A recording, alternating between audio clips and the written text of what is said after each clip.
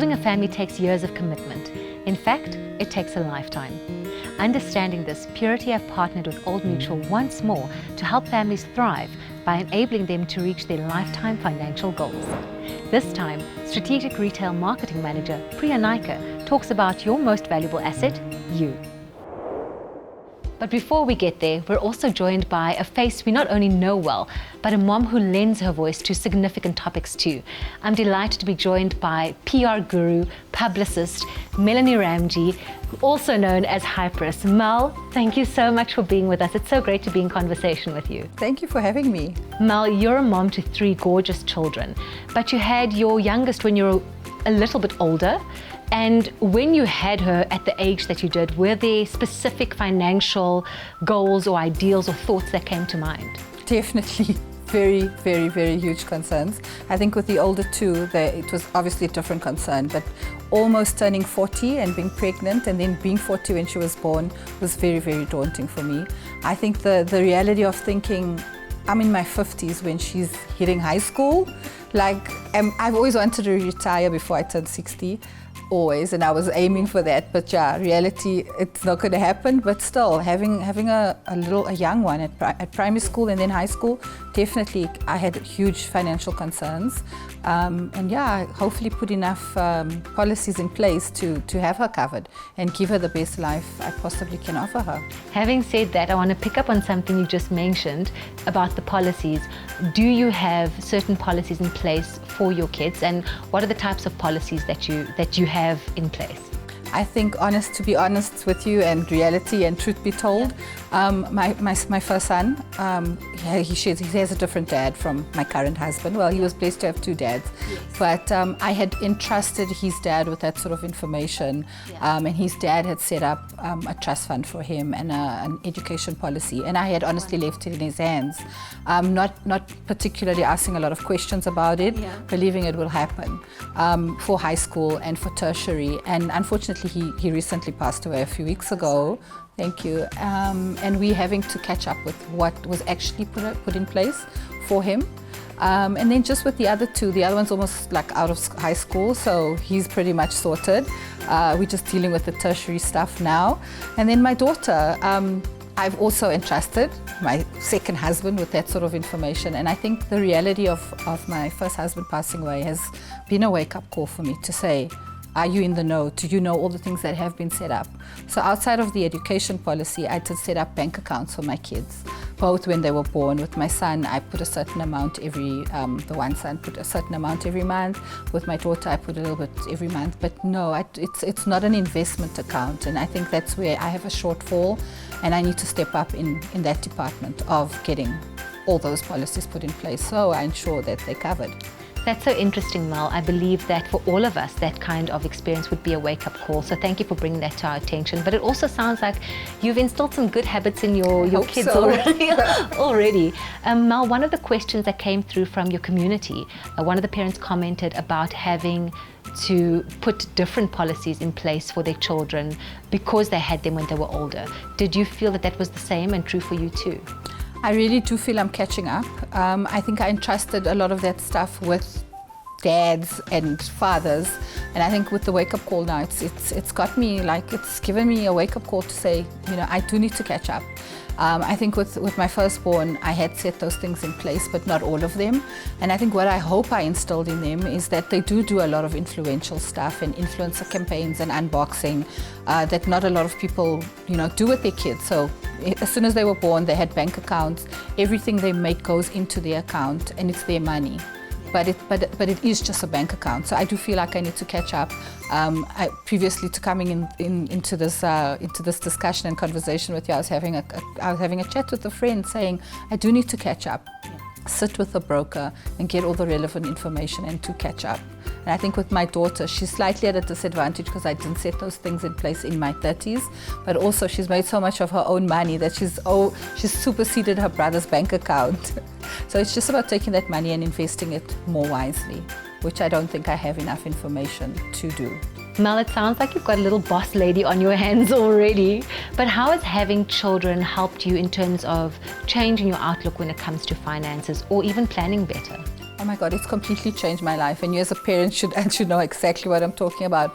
But in my 20s, I was such a free spirit. All the money I made would go to my lifestyle.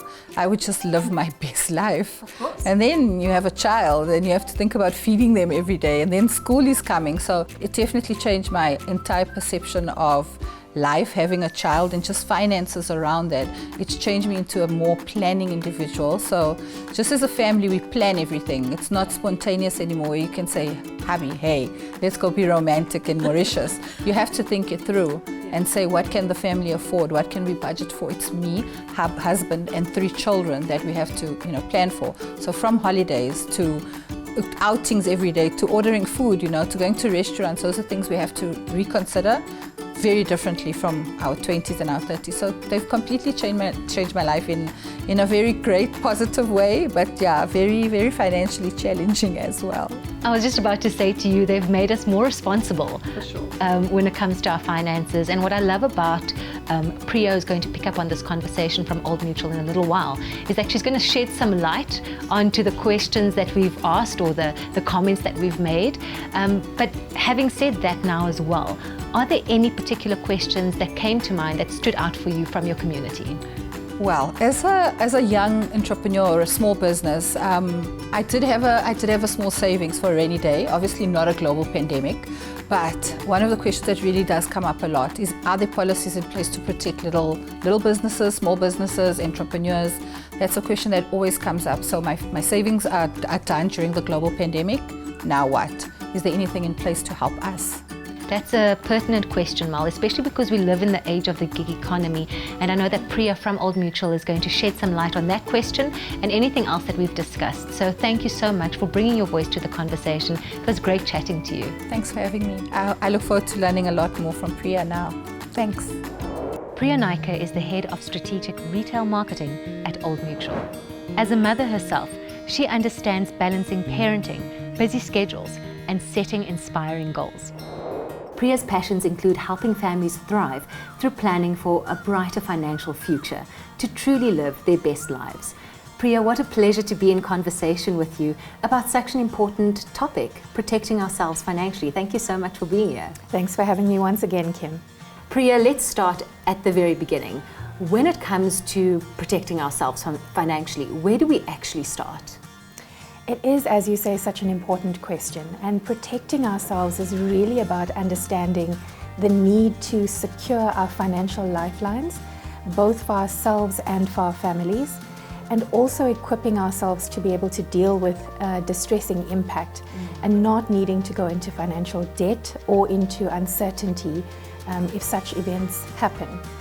And there are a few key things that we can look at when protecting ourselves. So we talked about income being quite an important part of the lifeline. So it is important that we look at protecting our income.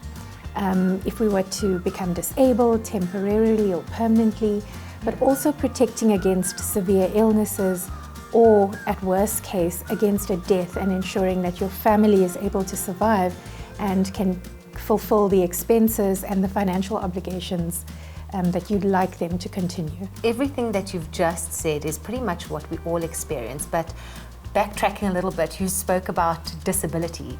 Can you unpack that for us? What is disability cover and when does that come into effect really? For most of us, when we think of disability, we think of a typical picture of a person in a wheelchair. Correct, yeah. And I think it's really important that we understand that most disabilities are not even visible to the naked eye. So there are a range of disabilities, both temporarily and permanent disabilities, that could impact us. And what's important to understand is when you're covering for disability, there are 2 important components. So one would be protecting the income and making sure that if a disability event happened, you could continue to earn an income and support yourself and your family through expenses. Yeah. But the other is a lump sum payment that would equip you, if a permanent disability happened, to be able to re-establish your life as a person living with a disability. Okay. And so it's quite important to structure your disability cover with both of those important components in mind for yourself and for your family. It is also important to understand that more and more we're seeing parents being concerned about child disabilities. That's so interesting, child disability. I never really considered that. Please tell us more. We're seeing that more and more parents are looking for a disability solution that ensures their children are also covered at birth, because it is not uncommon to see congenital birth defects and other forms of disability. And if you look at severe illnesses as well, it isn't uncommon to see children being born with certain illnesses. And so parents are becoming quite savvy around looking for solutions that cover their unborn children, especially in the planning phases. Priya, it's so great that you offer those solutions, but as a parent, when do we start considering disability cover for our children? What's great about the disability solutions is that you can cover yourself, and when you're ready or planning to have a family, then add on the pieces that cover a child. And usually it's best to do so before your child is born to ensure that they are covered at birth if an event should happen. So yeah, planning right from the very beginning. One of the questions from Mel's community was quite interesting. Say you're older, you've traveled, or you've just decided, you know what, I want to start my family when I'm a bit older. Are there any financial implications that they need to consider if they're starting families when a bit older?